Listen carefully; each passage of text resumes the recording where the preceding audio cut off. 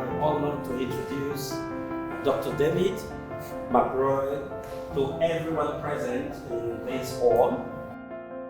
On behalf of the Augustinians of Scotland and England, on behalf of this great center, and on behalf of everybody present in this hall, I warmly welcome you and now invite you to talk to us. Thank you very much.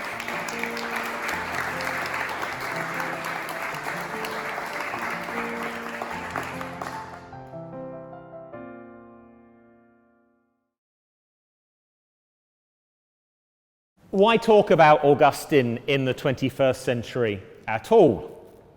Well, he is, without doubt, the single figure who has had the greatest influence on Western Christian thinking since the Apostle Paul.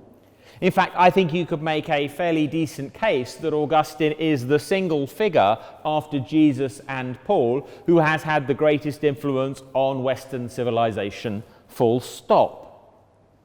He's loved by different parts of the church. Catholics love him for his doctrine of the church, Protestants love him for his doctrine of grace.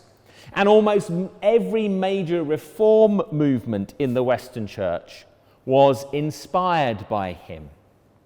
A later lecture in this series is going to look at Martin Luther, an Augustinian monk.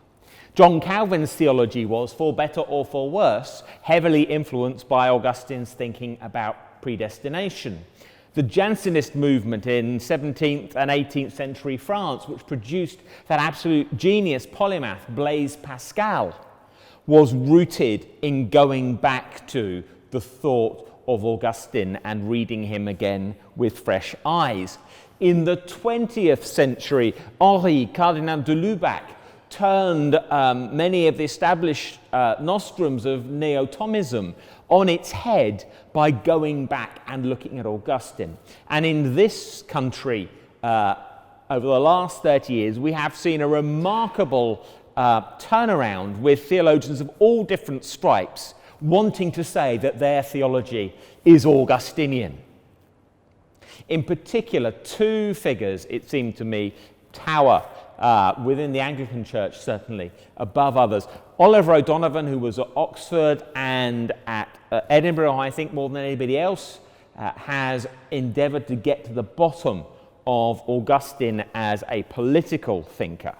But also John Milbank at the University of Nottingham, whose radical orthodoxy movement was deeply plugged in to ideas of Augustine, particularly the Neoplatonic influences on his thought.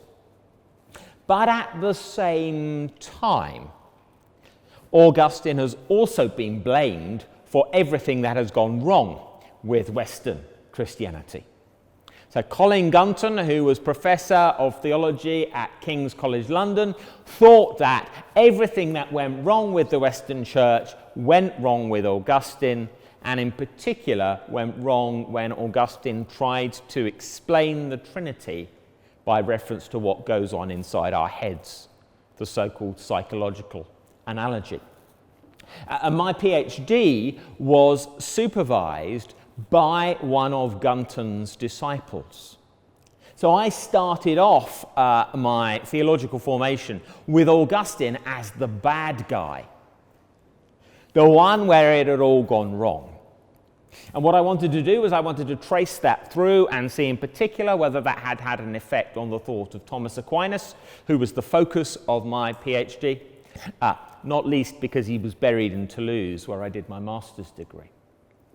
So in order to think about whether Aquinas was thinking differently from Augustine, I had to read Augustine.